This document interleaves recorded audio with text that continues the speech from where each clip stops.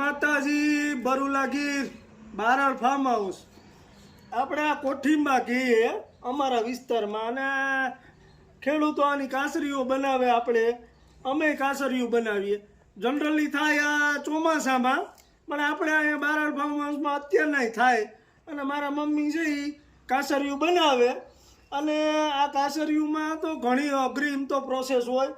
અને મોરવાના ભાઈ બિયા કાઢવાના ખાટી સાયમાં ને ખારા પાણીમાં પલાળીને ઉકવવાના તો એ કાસરીનો માલ તૈયાર થાય અને આ ઔષધીય રીતના આ કોઠીંબા એનું ઘણું મહત્વ છે હોય કડવા પણ જ્યારે એની કાચરી બને ત્યારે ખાવાની રોટલા શાક ભેગી મજા આવે વાળીએ અને મગફળીની સિઝન હોય તો અમારે અહીંયા કાસરીયું તો હોય જ એમ અમારા વિસ્તારમાં અને જો લીલા હેવાર જેવા છે અટાણે શિયાળામાં પણ આપણે અહીંયા અને ખાવાની પણ આની કાચરીની એટલી જ મહત્ત્વની ટૂંકમાં ખૂબ જ મજા આવે છે આ કોઠીંબાની કાચરીની કારણ કે એમાં ઔષધીય ગુણ પણ રહેલા છે અને કડવાશ અત્યારના કડવા હોય પણ ખાય તો એ ખારા ખારા કારણ કે એમાં મીઠું એડ થઈ જાય બરાબર અને આ રીતના કાચરી તૈયાર થઈ જાય સૂકવવી પડે કોઠીંબાની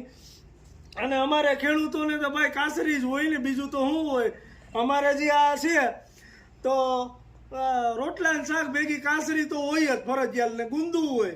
બરાબર ગુંદાનું અથાણું ને આ હોય જે અમારા વિસ્તારમાં થાય અને આનું ખૂબ જ મહત્વ છે અને ખાવાની પણ એટલી જ મજા આવે છે અમારા પૂરતા જ એટલે પાછા કમેન્ટમાં કરો કે આ મોકલાવો આમ છે તેમ છે